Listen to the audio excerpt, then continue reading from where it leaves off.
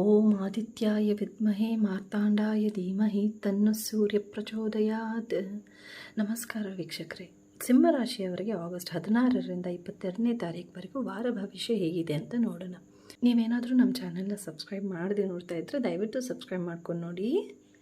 ವೃತ್ತಿಯಲ್ಲಿ ಹೇಳಬೇಕಾದ್ರೆ ನಿಮ್ಮ ರಾಶ್ಯಾಧಿಪತಿ ಸೂರ್ಯ ಬಂದು ಆಗಸ್ಟ್ 17ನೇ ತಾರೀಕಿಗೆ ವ್ಯಯಭಾವದಿಂದ ನಿಮ್ಮ ರಾಶಿಗೆ ಸಿಂಹರಾಶಿಗೆ ಪ್ರವೇಶವನ್ನು ಮಾಡ್ತಾ ಇದ್ದಾನೆ.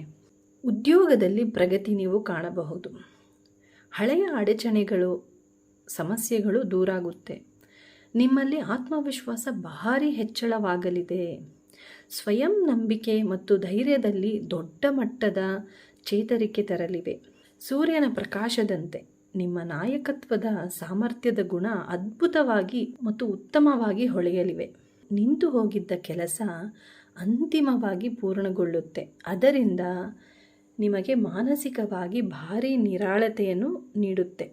ಮೇಲಧಿಕಾರಿಗಳು ಮತ್ತು ಹಿರಿಯ ಸಿಬ್ಬಂದಿ ನಿಮ್ಮ ನಡೆಗಳನ್ನು ಹತ್ತಿರದಿಂದ ಗಮನಿಸ್ತಾರೆ. ಅಂದರೆ ಆಫೀಸ್ನಲ್ಲಿ ನಿಮ್ಮ ಬಾಸು ತುಂಬ ಹತ್ತಿರದಿಂದ ನಿಮ್ಮ ಕೆಲಸವನ್ನು ಗಮನಿಸ್ತಾ ಇರ್ತಾರೆ. ಅದಕ್ಕೆ ನೀವು ನಿಮ್ಮ ಕೆಲಸವನ್ನು ಯಾವುದೇ ತಪ್ಪುಗಳಿಲ್ಲದಂತೆ ಎಚ್ಚರಿಕೆ ವಹಿಸಿ. ಉದ್ಯೋಗ ಹುಡುಕ್ತಾ ಇರೋರಿಗೆ ಒಳ್ಳೆ ಅವಕಾಶ ಸಿಗಲಿದೆ.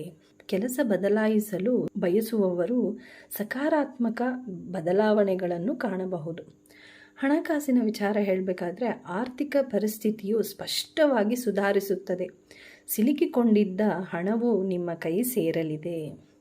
ವ್ಯಾಪಾರ ವ್ಯವಹಾರ ಮತ್ತು ಹೂಡಿಕೆಗಳು ಉತ್ತಮ ಲಾಭದಾಯಕ ಬೆಳವಣಿಗೆಯ ಲಕ್ಷಣಗಳು ತೋರಿಸಲಿವೆ. ವಾರದ ಆರಂಭದಲ್ಲಿ ತುಂಬ ಖರ್ಚು ಮಾಡುವ ಸಾಧ್ಯತೆ ಇದೆ. ಆದರೆ ನೀವು ಆದಷ್ಟು ತಪ್ಪಿಸ್ಬೇಕು ಖರ್ಚು ಮಾಡೋದನ್ನು. ಅನಗತ್ಯ ಖರ್ಚು ಮಾಡೋಕ್ಕೆ ಹೋಗಬೇಡಿ ಮತ್ತು ರಿಸ್ಕ್ ಇರುವ ಸ್ಕೀಮ್ಗಳಲ್ಲಿ ಹೂಡಿಕೆಯನ್ನು ಮಾಡುವುದು ನೀವು ಅವಾಯ್ಡ್ ಮಾಡಬೇಕು. ಕುಟುಂಬದ ವಿಚಾರ ಹೇಳಬೇಕಾದ್ರೆ ಮನೆಯಲ್ಲಿ ನೆಮ್ಮದಿಯ ವಾತಾವರಣ ಇರಲಿದ್ದು ಮತ್ತು ಹಿರಿಯರಿಂದ ಬೆಂಬಲ ಮತ್ತು ಆಶೀರ್ವಾದ ನಿಮಗೆ ಸಿಗಲಿದೆ.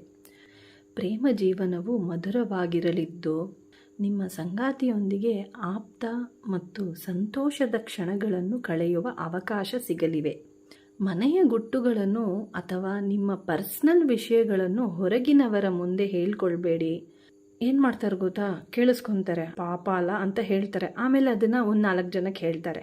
ಅದರಿಂದ ಯಾವುದೇ ಕಾರಣಕ್ಕೂ ಎಷ್ಟೇ ಕಷ್ಟ ಆದ್ರೂ ಮನೆ ವಿಚಾರ ಯಾವುದೇ ವಿಚಾರ ಇರಲಿ ಏನು ಕೂಡ ಬೇರೆಯವ್ರಿಗೆ ಹೇಳಬಾರ್ದು. ಇವಾಗ ಅಯ್ಯೋ ಪಾಪ ಅಂತಾರೆ, ಆಮೇಲೆ ನಿಮ್ಮನ್ನೇ ಡೌನ್ ಮಾಡ್ತಾರೆ. ಅದರಿಂದ ಎಷ್ಟೇ ಕಷ್ಟ ಇರಲಿ, ಯಾವುದೇ ವಿಚಾರ ಇರಲಿ, ಏನೇ ಸೀಕ್ರೆಟ್ಸ್ ಇರಲಿ ಯಾರ ಹತ್ರನೂ ಶೇರ್ ಮಾಡಬಾರ್ದು. ಹೊರಗಿನವರ ಹತ್ರ ಅಂತೂ ಹೇಳ್ಕೊಳ್ಳೇಬಾರ್ದು. ಆರೋಗ್ಯದ ವಿಚಾರ ಹೇಳಬೇಕಾದ್ರೆ ನಿಮ್ಮ ಚೈತನ್ಯ ಮತ್ತು ಉತ್ಸಾಹವು ಹೆಚ್ಚಿರುತ್ತೆ. ಆದರೆ ನಿರಂತರ ಪ್ರಯಾಣದಿಂದಾಗಿ ದೈಹಿಕ ಆಯಾಸಕ್ಕೆ ಕಾರಣವಾಗಬಹುದು. ಓಡಾಟ ಜಾಸ್ತಿ ಆಗುವುದರಿಂದ ಗ್ಯಾಸ್ಟ್ರಿಕ್ಕು, ಕಾಲು ನೋವು ಅಥವಾ ಕೀಳು ನೋವು ಬರಬಹುದು. ಅಲಕ್ಷ್ಯ ಮಾಡಬೇಡಿ. ಸ್ವಲ್ಪ ಆರೋಗ್ಯದ ಕಡೆ ನೀವು ಗಮನ ಕೊಡಿ. ನಿಯಮಿತವಾಗಿ ನೀರು ಕುಡಿಬೇಕು. ಆರೋಗ್ಯಕರ ಆಹಾರ ಮತ್ತು ಯೋಗ ಮಾಡುವುದರಿಂದ ನಿಮ್ಮ ಶಕ್ತಿಯನ್ನು ಸ್ಥಿರವಾಗಿಡಲು ಸಹಾಯ ಮಾಡುತ್ತೆ. ಪರಿಹಾರ ಬಂದು ಪ್ರತಿದಿನ ಬೆಳಗ್ಗೆ ಓಂ ಸೂರ್ಯಾಯ ನಮಃ ಅಂತ ಮಂತ್ರವನ್ನು ಹೇಳುತ್ತಾ ಸೂರ್ಯನಿಗೆ ನೀರನ್ನು ಅರ್ಪಿಸಿ. ಮನೆಯವರ ಜೊತೆ ವಾದಗಳು ಮಾಡುವುದು ನೀವು ತಪ್ಪಿಸಬೇಕು. ನಿಮ್ಮ ತಂದೆ ಹಾಗೂ ಹಿರಿಯರಿಗೆ ಗೌರವ ಕೊಡೋದ್ರಿಂದ ಗ್ರಹಗಳ ಶುಭ ಪ್ರಭಾವವು ಇನ್ನೂ ಹೆಚ್ಚಾಗುತ್ತೆ. ಸಿಂಹರಾಶಿಯವರು ತಂದೆಗೆ ತುಂಬಾ ಪ್ರೀತಿ ಮಾಡ್ತಾರೆ ಮತ್ತು ತುಂಬ ಗೌರವದಿಂದ ನಡ್ಕೊತಾರೆ.